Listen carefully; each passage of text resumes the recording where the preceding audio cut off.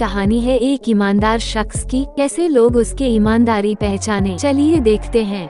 एक वक्त की बात है, एक बहुत बड़ी कंपनी थी और वो कंपनी बहुत ही घाटे में चल रही थी। इस बात से उसे कंपनी का मालिक और उस कंपनी के सारे एम्प्लॉइज बहुत परेशान थे, क्योंकि जब कंपनी की तरक्की नहीं हो रही थी तो उनकी भी तरक्की नहीं हो पा रही थी। अब उस कंपनी के सारे लोग इस बात से परेशान थे कि आखिर किस वजह से हमारी कंपनी की तरक्की रुक सी गई है। सारे लोग उस वजह को ढूंढने में लगे थे। तो एक दिन उस कंपनी के मालिक ने सभी एम्प्लॉइज की टेबल पर एक लेटर रख दिया।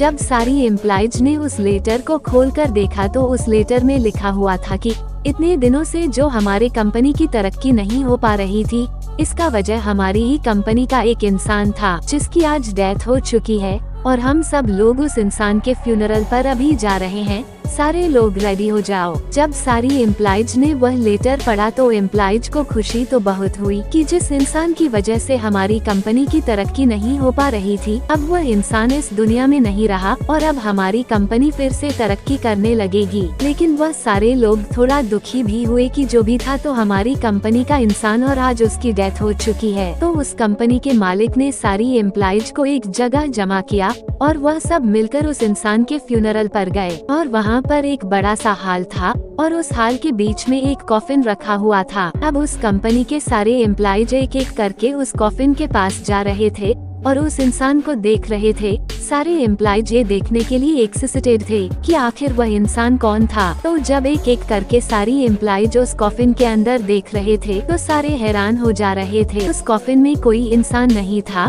बल्कि उस कॉफिन में एक मिरर रखा हुआ था जिसमें उन सारे एम्प्लॉइज को अपनी ही शक्ल नजर आ रही थी। दोस्तों, इस कहानी से हमें ये सीख मिलती है कि हमारी जिंदगी में हम जिस भी पोजीशन पर है वो हम किसी और की वजह से नहीं बल्कि अपनी खुद की ही वजह से हैं। हम बहुत सी बार अपनी परिस्थितियों को दोष देते हैं, मजबूरी को दोष देते हैं, लेकिन हम यह नहीं सोचते हैं कि आज हम जो मजबूर है, यह आज हम पर जो हालात है वह भी हमारी खुद की ही वजह से है। हम हमेशा अपने काम को कल पर टालते रहते हैं, काम करने का भी मूड नहीं है, ये सब बहाने देकर हम खुद को ही कभी आगे बढ़ने नहीं देते हैं। अगर हम अपने काम में अपना 100% नहीं देंगे तो हमारी तरक्की कभी नहीं हो सकती। सपने तो हम बहुत बड़े बड़े देख लेते हैं, लेकिन बाद में हमें खुद पर ही शक होने लगता है कि क्या ये मेरे सपने सच हो पाएंगे, क्या मैं इन सपनों को सच कर पाऊंगा। ये शक हमारे दिल में इसीलिए पैदा होता है क्योंकि हमें खुद पता होता है कि मैं अपना सारा दिन किन चीजों पर लगा रहा हूँ।